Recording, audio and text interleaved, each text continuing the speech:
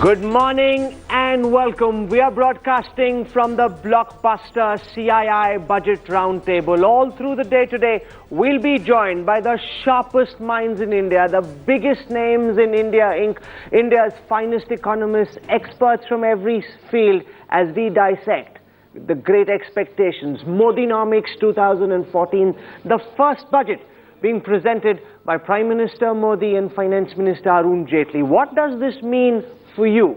That will be our top focus all through the day. We'll cut through the jargon and try and explain this budget and what it means for your wallet at the end of the day. That will be our special focus. I want to introduce you to our guests who've joined us for the first hour of our broadcast this morning. Dr. Ashok Lahiri, former Chief Economic Advisor, a man who understands the process of putting the budget numbers together. Welcome. Stayed up to watch the match or came fresh for the budget coverage, Dr. Lahiri? After you showed me some important leaders sleeping in the parliament. Rahul Gandhi's become a bit of a joke. Scarred everyone. Ensured everybody went off to sleep just on time. Nitin Desai. We've also got at this time C.K. Raghu. He's the president of the Indian Institute of Chartered Accountants. Welcome. Major General Ashok Mehta, one of India's foremost experts on defense, military and strategy, because FDI and defense is one of the big sectors that Narendra Modi and Arun Jaitley promised to open up, even though it's being opposed by several Indian companies. I want to start by asking Dr. Lahiri on what you think this budget will mean for the Aam Aadmi, the man who's watching this broadcast in headlines this morning and wondering whether this budget will signal the beginning of Achhe Din for him, or at least show him the way towards Achhe Din. So the common man normally is worried about whether inflation can be brought down immediately. If he is out of a job, can he get a job overnight? That kind of stuff. But the budget, unfortunately, if it tries to provide that overnight, it cannot succeed. Achhe Din, yes, but Achhe Din overnight or Achhe Din after some time. So I think there is a dichotomy. The dichotomy, if you're looking for immediate sops, I'll be somewhat disappointed if this budget is full of immediate sops. It should actually lay the foundation of solid growth, inflation control, and employment. So you're saying, over 2-3 years. As Jaitley and Modi have said, that the road to Achhe Din passes through a lot of Bure Din. Nobody told the man who voted for Modi this before the vote was cast.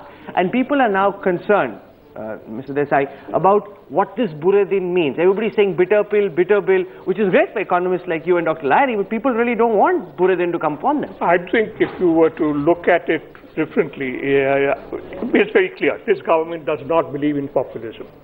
That they have given that signal in the railway budget, and there have been several other signals to that effect. My guess is that there won't be that much of immediate relief for the common man.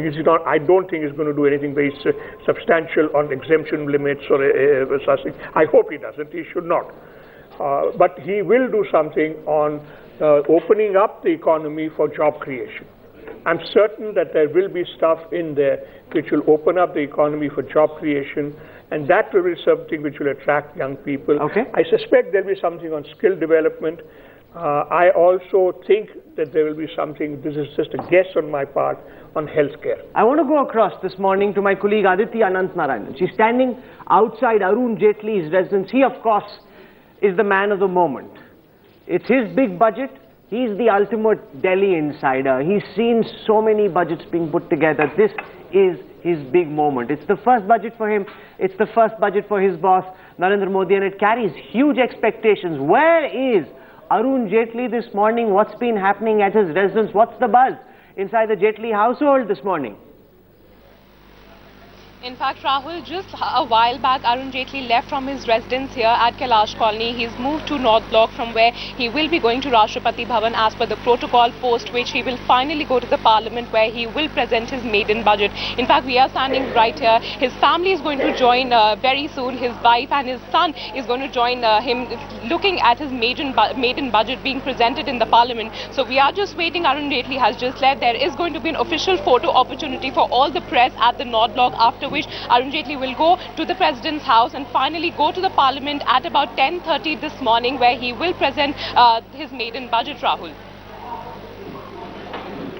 Okay. In fact, his wife gave an interview yesterday where she said we need to keep expectations low. and therefore that's the message that's going on. But what can people realistically expect from Arun Jaitley's first budget? What we'll do now is put together a report for you which gives out some of the crucial indications that have been put out into the public domain on what you can expect from Arun Jaitley's first budget. Some 45 days ago, he had enthused the country, promising अच्छे दिन ahead. Then came the warning. आने वाले 1-2 साल में एक के बाद एक कठोर कदम उठा करके एक बार देश के आर्थिक स्वास्थ्य को बल देना ये आवश्यक है.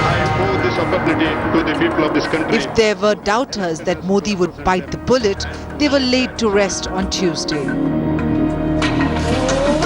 Now it is Finance Minister Arun Jaitley's turn to submit his own reality check.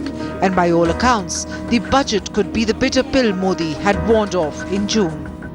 Fiscal deficit for this year is projected at 4.5 and requires a downward movement over the next 2 years. The economic growth for 2014-15 is still on the lower side, still under the psychologically important 6% level.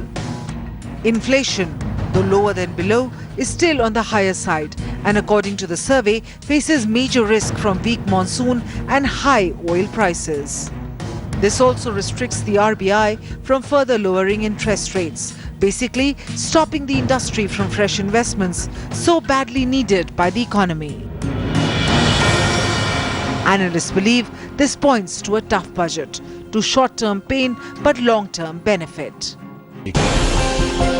Some bitter pills which could be served in the budget.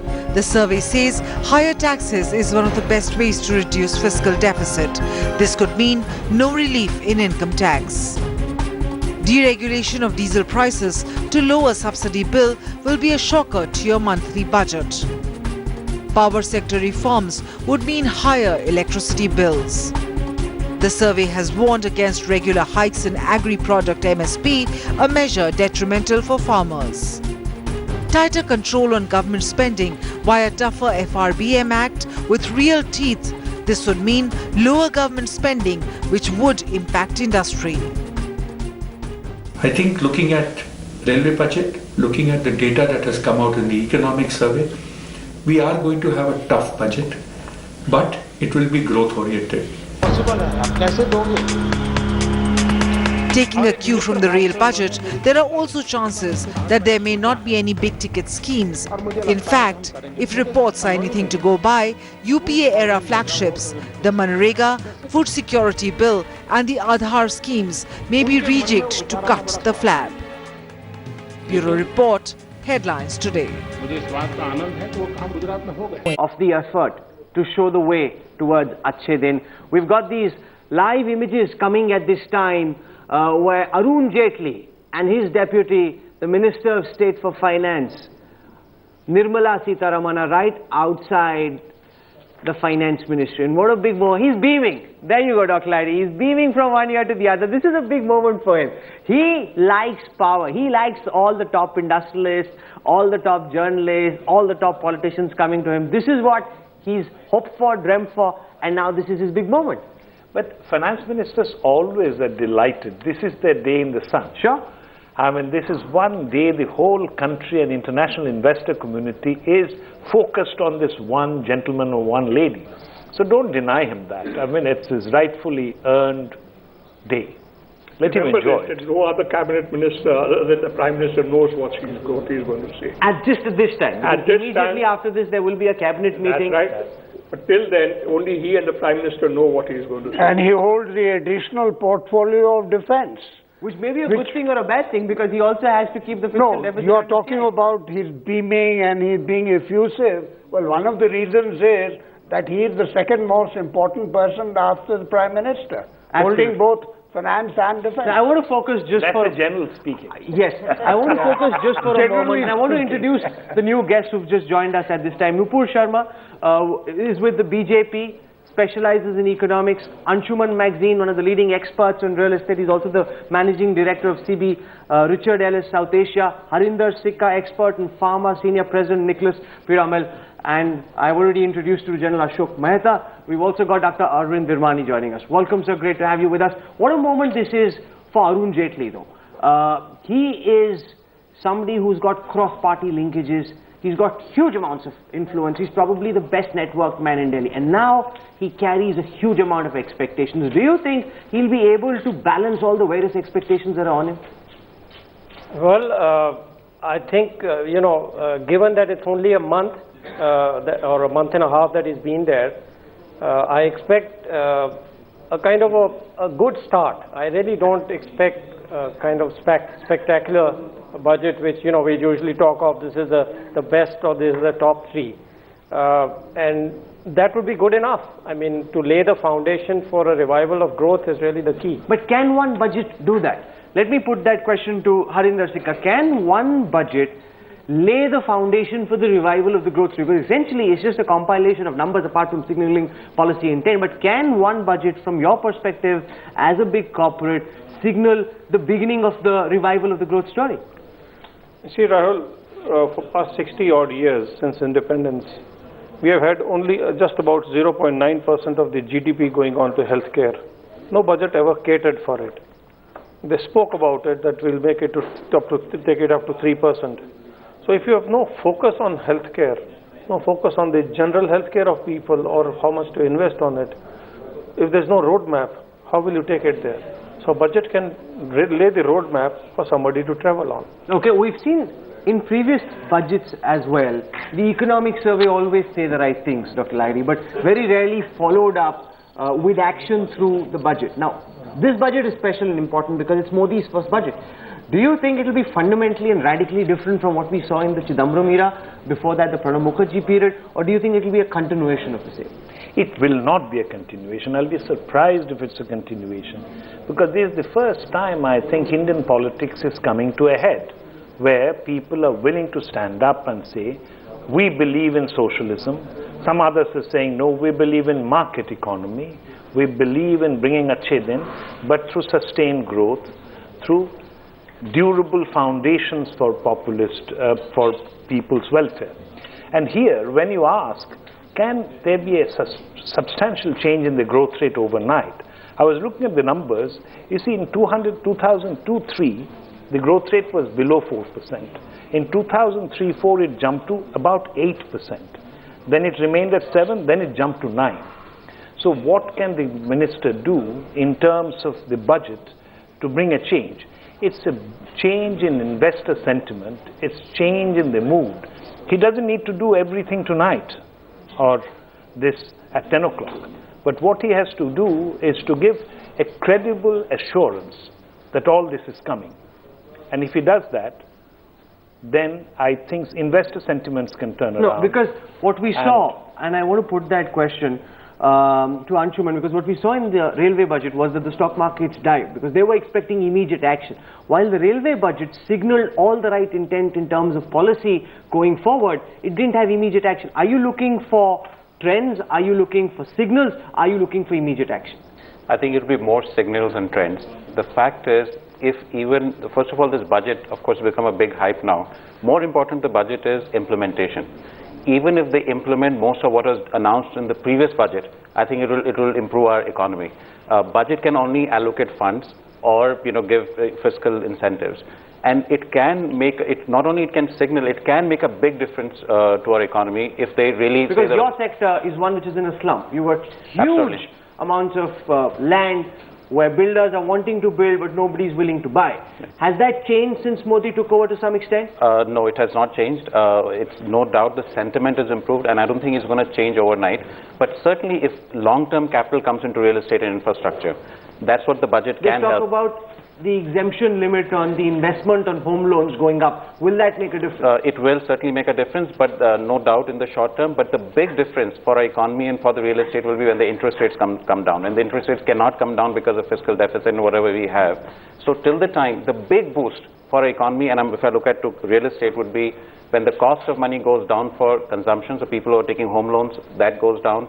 And for people who are investing in real estate infrastructure, their cost of money is lower and long term. Okay. I think that's the time where the economy will start just for a going moment, up, I want to focus on the man who's the cynosure of all eyes today, Arun Jaitley, India's new finance minister, who dabbles in law, who's also in the BCCI. He's really a man for all seasons. Man of many parts, and now the man who must revive the India growth story. I think that is the key expectation. Push up salaries, but before that ensure growth to corporate India and also signal the end of mindless populism. Here is a brief profile on the life and times of India's finance minister.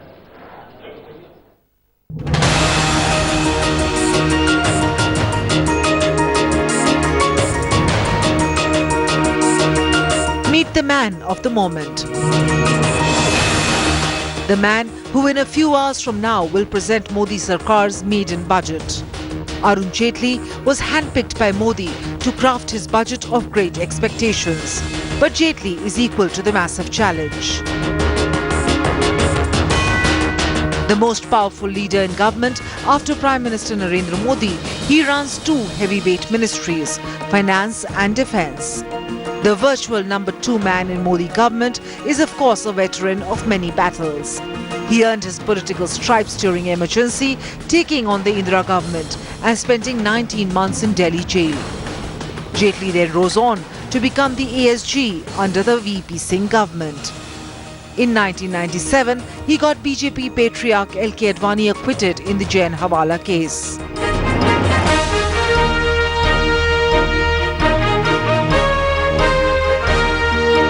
But there is one battle he lost, the fight to win a Lok Sabha seat.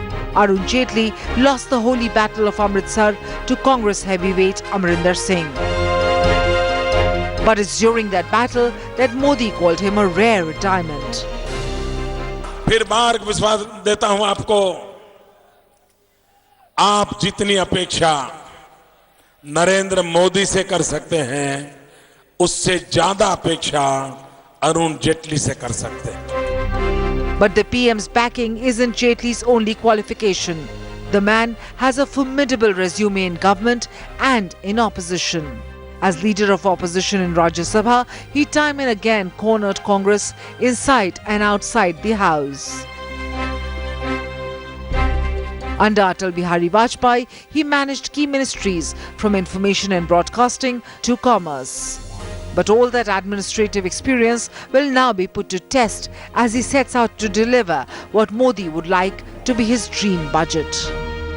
Bureau Report, Headlines Today.